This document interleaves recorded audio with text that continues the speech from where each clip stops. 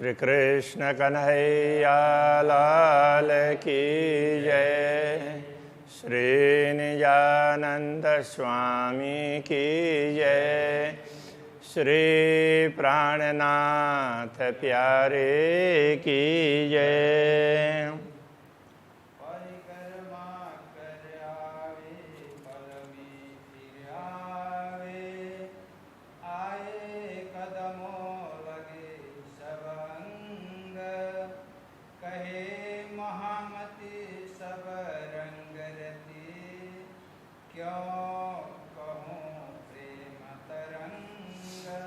क्यों कहूँ प्रेम तरंग। श्री कृष्ण कन्हैया लाल की। यह 43वां प्रकरण परिक्रमा ग्रंथ का अंतिम प्रकरण है। परिक्रमा ग्रंथ सबसे बड़ा ग्रंथ है। परमधाम का वर्णन इसमें है और ये प्रकरण ये भी बड़ा ही प्रकरण है, किंतु अभी तक जो पहले प्रकरण आए हैं वो थोड़े सरल प्रकरण आए हैं। तो इसमें बहुत सी चीज़ों को समावेश करने का प्रयत्न किया है, जिसमें सागर और उनके जो महल वगैरह हैं उनमें तो बहुत ऊंचे ऊंचे हैं, तो दुर्ग की भांति। और फिर मानिक पहाड़ का वर्णन करेंगे, सागरों का भाव क्या है, इन सब चीज़ों का देखते हैं। तो इनको हमें थोड़ा थोड़ा करके आगे बढ़ना पड़ेगा। पहले भी सागरों का उल्लेख हुआ है, सागर पर्यंत ऐसी बातें पहले भी आई है, किंतु सागरों का इतना स्पष्टीकरण नहीं हुआ है। वो इसी प्रकरण में नूर कुंजी आगे न मुसाफ की, कले कुलफ खोलत हकीकत, सुध पाइये सागर नूर पार की, अक मार्फत रूहों खिलवत। यहाँ पर एक तो कुंजी शब्द दिया और मुसाफ। तो मुसाफ है, मुसाहफ शब्द है, उसमें से मुसाफ। तो मुसाहफ का सामान्य अर्थ तो लोग कह देते हैं वो कुरान करके।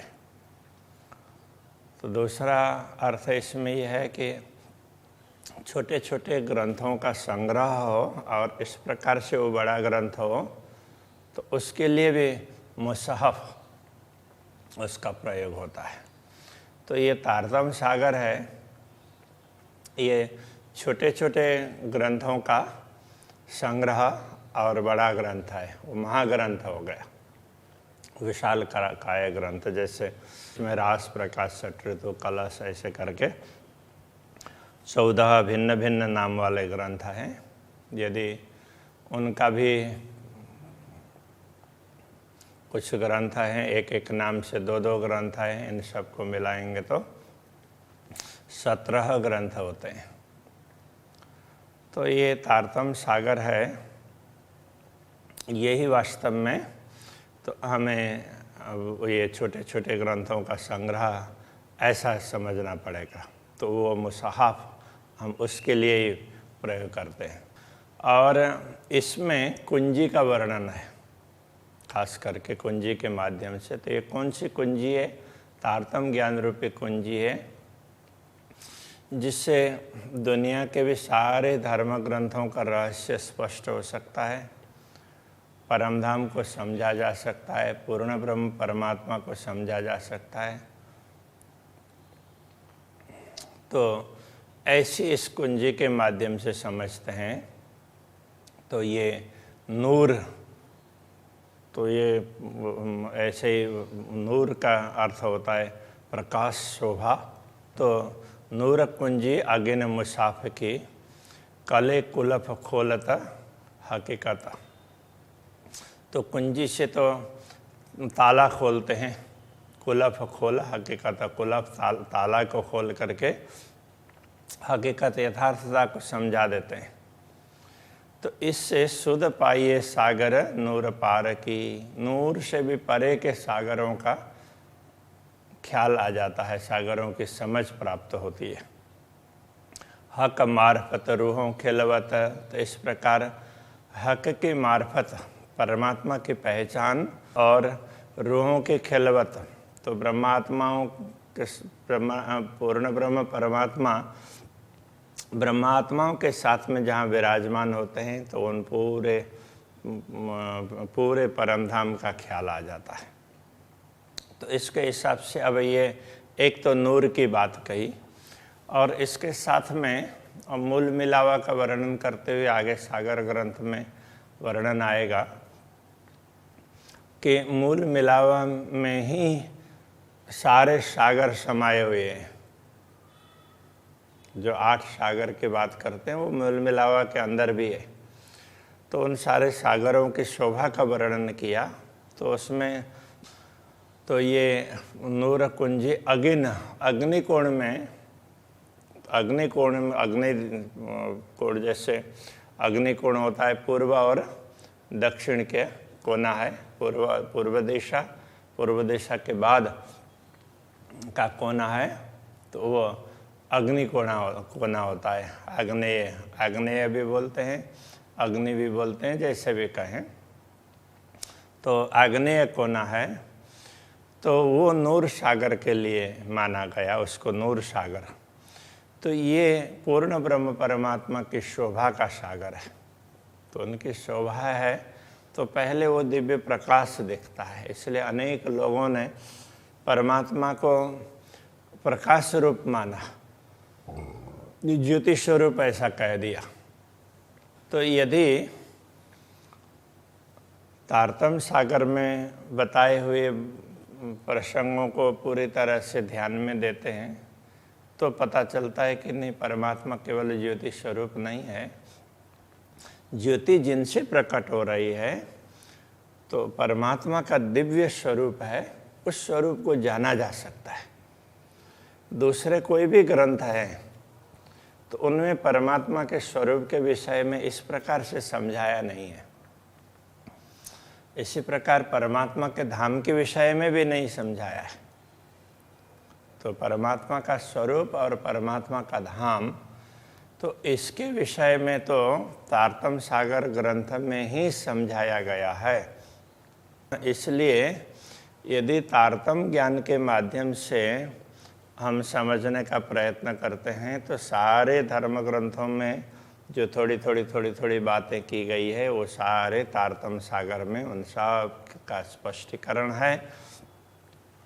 उसके आधार पर नूर से भी परे, तो नूर कहने से एक बार तो अक्षर ब्रह्म को भी कह दिया है, तो उनसे भी परे, तो ऐसे उसमें पूरे परमधाम है, उस परमधाम का ख्याल प्राप्त होता है, उस परमधाम की समझ प्राप्त होती है।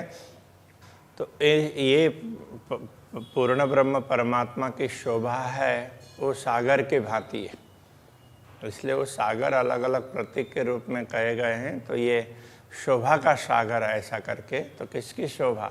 तो पूर्ण ब्रह्म परमात्मा की शोभा है। तो वो पहले तो प्रकाश ही प्रकाश दिखेगा, तो और ध्यान से आत्मा जब देखने लग जाती है तब उनके चिन्मय स्वरूप का अनुभव होता है। तो इस अनुभव के लिए ये कहा कि इसको ये अग्निकोण में, तो उसमें परमधाम के अग्निकोण में अलग अलग सागर हैं, उन सब को मूल मिलाव में सारे सागरों को समावेश कर देते हैं। तो सबसे पहले अक्षरातीत की शोभा का विवेचन करते हैं, तो यही नूर सागर है ऐसा करके समझाया। नूर दक्षिण सुख सागर, नूर वायदत्त मुख नीर। तो अब ये नूर तो क्या कहेंगे कि हर में प्रकाश ही प्रकाश है, इसलिए सबके लिए नूर का प्रयोग किया है। तो दक्षिण सुख सागर, दक्षिण दिशा में जो सुख का सागर है तो वो क्या है? नूर वाहिदत मुख नीर। तो वाहिद तो बोलते हैं अद्वैत ब्रह्मात्माएं, पूर्ण ब्रह्म परमात्मा के अंगभूता है, अद्वैत स्वरूप ऐसे ब्रह्मात्माएं हैं। उनके मुख का सागर है, उनके मुख का नूर है, इसलिए उसको नीर सागर इस प्रकार से कह दिया। तो ब्रह्मात्माओं की शोभा है, तो ब्रह्मात्माओं के मुख का नूर का तात्पर्य उनके मुखारविंद की शोभा पूरे ब्रह्मात्माओं के चिन्मय स्वरूप की ही शोभा है। तो ये इसको नीर सागर इस प्रकार से कह दिया। तो नीर कहने का तात्पर्य ये भी इस प्रकार से है कि नीर जल के लिए प्रयोग होता है, तो जल में कोई भी स्वरूप है वो प्रतिबिंबित होता है। तो जल की सृष्टि है वो परमात्मा की सृष्टि है। तो जल के बाद में फिर दूसरे सब बहुत सी चीज़ें हैं, उनसे फिर दर्पण तैयार हुआ। बाकी पहले तो कुछ भी प्रतिबिंब देखना हो तो जल में ही देखते थे। तो जल के आधार से जैसे ग्रहण वगैरह देखने होते हैं, कहाँ कितना हुआ है, तो वो भी जल में देखा जाता था। ऐसे सीधा सीधा नहीं देखना होता है, वो आंखें खराब होती है ऐसा कहते हैं। तो ऐसे जो कुछ भी देखते थे तो वो जल में देखा करते थे। उसके बाद में दर्पण बना। तो ये ब्रह्मात्माओं के मुख का नूर, उनके मुखारविंद की शोभा है। तो इसको फिर नीर सागर ऐसा इस रूप में कह दिया। पाइए मार्फत मुसाफ की। तो मुसाफ तो ये विभिन्न ग्रंथों का संग्रह तारतम सागर के उसमें, तो इसके माध्यम से मारिफत परमात्मा की पहचान है तो वो प्राप्त होती है। इसलिए अरस अंग असल शरीर, तो इसके माध्यम से परमधाम के असल अंग, असल शरीर और उनके अंग, तो पूर्ण ब्रह्म परमात्मा के अंग स्वरूपा ब्रह्मात्माएं, उनकी पहचान होती है। नूर नैरित अंग उजले शोभा सुंदर सागर खीर। नूर नैरित अंग उजले। अब दक्षिण के बाद में दूसरा कोना आता है, उसको नैऋत्य कोण बोलते हैं। तो पहले आग्नेय कोण हो गया, तो उसके बाद में फिर नैऋत्य आएगा, तो उसके बाद में वायव्य आएगा, और उसके बाद में ईशान आएगा कोण के हिसाब से। और दिशा तो उस हिसाब से, तो पूर्व दिशा के बाद का ये वर्णन है। पूर्व दिशा के बाद में आग्नेय कोण आता है, और उसके बाद में दक्षिण दिशा के बाद में नैऋत्य कोण आता है। उसके बाद में पश्चिम दिशा के बाद में वायव्य कोण आता है, और फिर उत्तर दिशा के बाद में ईशान कोण आता है, फिर पूर्व दिशा।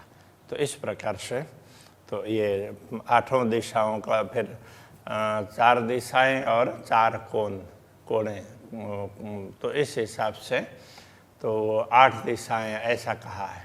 और ऊपर नीचे मिला करके फिर 10 दिशाएं ऐसा कह दिया, चारों तरफ सर्वत्र। तो इस प्रकार से ये 10 दिशाएं ऐसा कह दिया। नूर नैऋत अंग उजले। नैऋत्य कौन है? तो उज्ज्वल अंग है, तो उसका प्रकाश उज्ज्वल अंग है। तो इसके हिसाब से उज्ज्वल में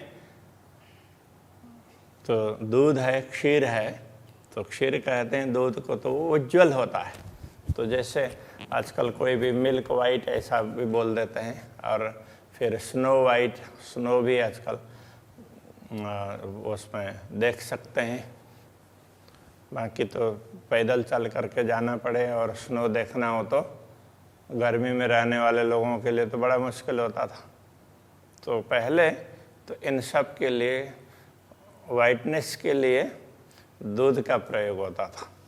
तो इसके हिसाब से ये क्षीर सागर की बात कही। ये उज्जवल स्वरूप है, तो शोभा सुंदर, ये क्या है? तो ये सुंदर शोभा है, सौंदर्य की शोभा है, इसलिए इसको सागर क्षीर सागर इस प्रकार कह दिया। तो ये ब्रह्मात्माओं का सौंदर्य है। तो ये ब्रह्मात्माओं में सौंदर्य क्या है? बाहर का सौंदर्य वो तो सबसे ज़्यादा सौंदर्य पूर्ण ब्रह्म परमात्मा के साथ में। तो ब्रह्मात्माओं में सौंदर्य है, वो बाह्य सौंदर्य के साथ साथ में सब इतनी ब्रह्मात्माएं हैं, फिर भी एक भाव है सबका, सब एक दिशा में, जैसे अक्षराते धामधन्य आदेश करते हैं उस प्रकार से काम करती है। तो एक ब्रह्मात्माओं के मन में कोई बात प्रकट होती है तो सबको ख्याल आ जाता है, सब में एकात्म भाव है। तो ये एक उनका सौंदर्य है, तो इसलिए इसको एकात्म भाव का भी ऐसा कह दिया। तो सब ब्रह्मात्माओं का ऐक्य का ये सागर है, तो सौंदर्य का सागर है और ऐक्य का सागर है, इस प्रकार से कह दिया।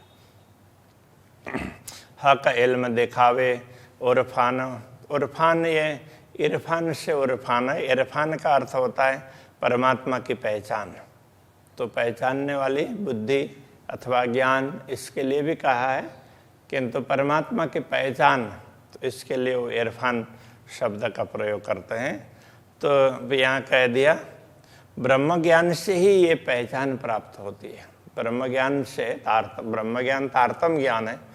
जब तक तारतम ज्ञान का अवतरण नहीं हुआ था तब तक ये स्पष्टता कहीं भी नहीं हुई थी, ये पहचान उसके माध्यम से हुई है।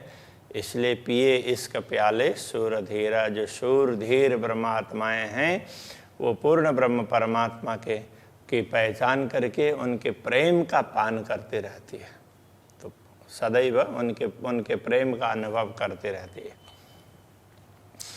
नूर दधि सागर शीतल नूर पश्चिम अंग पूर्ण। तो अब नैऋत्य से पश्चिम दिशा की ओर आगे बढ़ते हैं, नैऋत्य कोण से। तो पश्चिम दिशा, तो इसलिए तो उसके लिए वो दधि सागर ऐसा कह दिया। नूर दधि सागर शीतल, वो बड़ा ही शीतल है। तो वो पश्चिम दिशा में नूर पश्चिम अंग पूर्ण। तो ये क्या है? पूर्ण अंग। तो जैसे कोई भी अंग है तो उनमें कुछ आभूषण वगैरह हों, उनके श्रृंगार के साथ में हो तो वो पूरा माना जाता है। किसी ने भी वस्त्र पहने हो तो क्या हाँ ठीक है, और वस्त्र बिना पहने हो तो फिर तो वो नंगा ऐसा बोलेंगे, तो इसका तात्पर्य अधूरा है।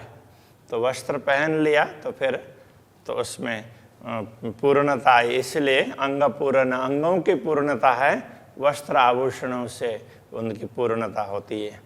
इसलिए तो ये ब्रह्मात्माओं के श्रृंगार का सागर ऐसा कह दिया।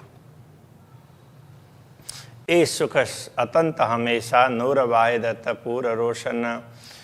तो ये ए सुख अतंत, अत्यंत सुख और हमेशा, ये हमेशा सुखदाई और अत्यंत सुख प्रदान करने वाली ये शोभा होती है, श्रृंगार। नूर वाहिदत पूर रोशन। तो वाहिद अद्वैत ब्रह्म आत्माएं हैं, तो उनका ये पूर्ण प्रकाश है। तो वो वैसे उनके अंगों से ही उनके वस्त्र और आभूषण प्रकाशित होते हैं, तो इससे उनका प्रकाश है, तो इन सब के माध्यम से पूरा प्रकाश दिखता है। तो इस प्रकार से तो ये इसको श्रृंगार का सागर इस प्रकार से भी कह दिया, ब्रह्मात्माओं के श्रृंगार का प्रतीक है ऐसा कह करके। नूर वाय बबल पूर्ण नूर जहूर समन सागर। तो समन का अर्थ होता है बहुमूल्य, बहुत ज़्यादा मूल्य जिसमें हो, तो सबसे ज़्यादा मूल्य प्रेम का होता है।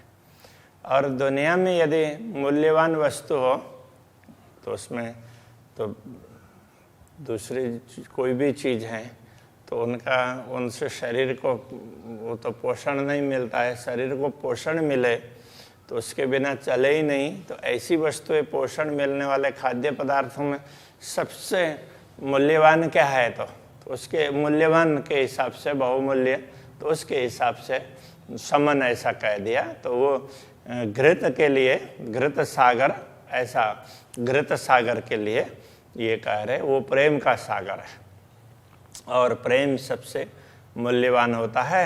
और दुनिया में मूल्यवान वस्तुएं हैं तो उनमें से खाद्य पदार्थ में घृत मूल्यवान वस्तु है। ऐसे प्रेम का भी आस्वादन किया जाता है और प्रेम का अनुभव किया जाता है। ब्रह्मात्माओं का खुराक ही वो प्रेम है। तो ये वायव्य कोने में है। और ये बल से पूर्ण है, तो शक्ति से संपन्न है, तो ऐसा ये मूल्य बहुमूल्य, तो ऐसा ये प्रेम का सागर अथवा घृत सागर है। परख पूर्ण सुख सुंदर, तो इससे ब्रह्मात्माओं के सौंदर्य की परख होती है, पूर्ण उनके अंगों की, उनके सुख सुंदर सौंदर्य सुख के पूर्ण पहचान होगी। सब विद नूर नजर, तो इस प्रकार ये पता चलेगा कि ये सारी पहचान होने के बाद में तो सब प्रकार से पूर्ण ब्रह्म परमात्मा की कृपा दृष्टि सब प्रकार से छाई हुई है, ये पता चलेगा। तो उनकी कृपा दृष्टि है, वो प्रेम ही है। तो इस प्रकार ये वायव्य कोण पर ये घृत सागर का वर्णन किया। नूर मीठा मधु उत्तर, तो मीठा और मधु सागर है वो उत्तर दिशा का है। मीठा का तात्पर्य उसका आस्वादन करेंगे तो उससे पता चल जाएगा। तो वो किस प्रकार से है, कैसे है, परमात्मा का स्वरूप कैसा है, वो ज्ञान से ही प्राप्त होता है ना। तो इसको फिर ज्ञान का सागर कहा है। तो वो रसना से प्राप्त होती है, इसलिए आगे कहते हैं अब सुख अत्यंत अंगों अंगा, तो अंग प्रत्यंग में अत्यंत सुख का अनुभव होता है। ये विद जाने रस रसना, इस रस को तो रसना ही स्वाद ले सकती है। तो ये ब्रह्मात्माओं की रसना, तो ब्रह्मात्मा ही जो भी ज्ञान दिया है, इस ज्ञान के महत्व को समझ पाते, उसके रस को ब्रह्मात्मा समझ पाएंगे कि जिससे पूर्ण ब्रह्म परमात्मा का बोध होगा, परमधाम का बोध होगा, ब्रह्मात्माओं का, श्यामा जी का, तो उसको ब्रह्मात्मा ही प्राप्त कर सकती है। दूसरे सबको इसमें अच्छा बहुत लगेगा, किंतु उसका हार्द है वो ब्रह्मात्मा समझ पाती है, वो उसका रसास्वादन कर सकती है। इसलिए उनकी रसना इसका स्वादन करती है। उपजत इनके संग, तो इनके साथ उससे ही इनको आनंद का अनुभव होता है। तो इसलिए इसको ज्ञान का सागर इस प्रकार से कह दिया है।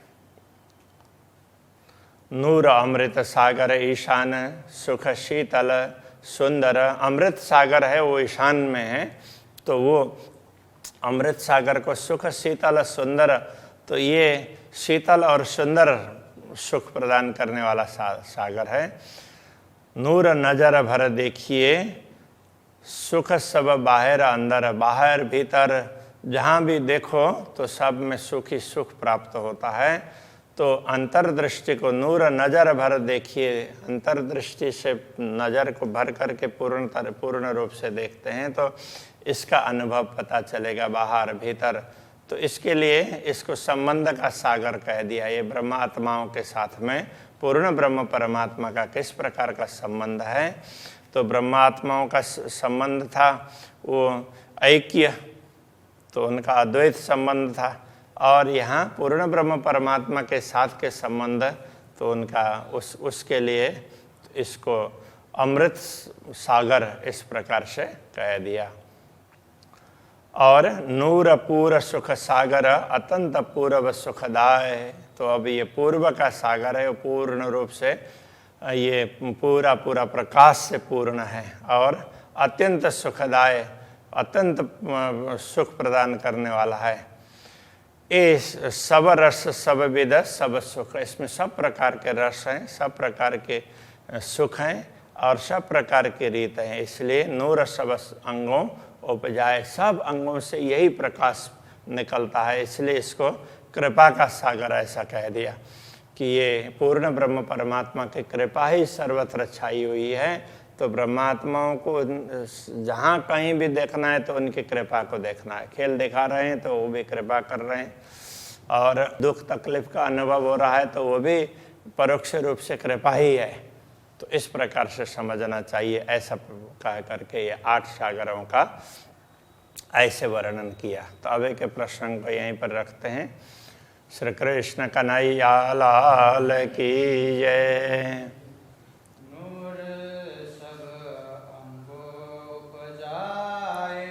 नूर सब अंगों उपजाए, नूर पूर सुख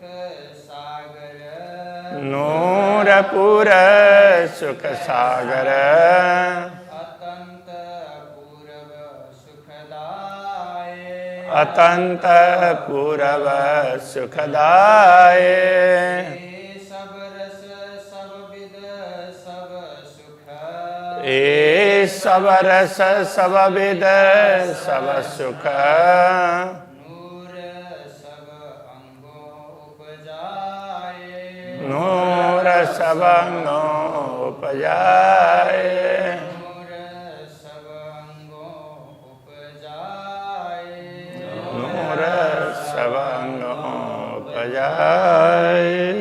कृष्ण कन्हैया लाल की जय।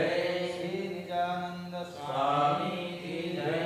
श्री प्राणनाथ प्यारे की जय। श्री पांच नौतन पुरी धाम की जय। जगद्गुरु आचार्य श्री कृष्णमणि जी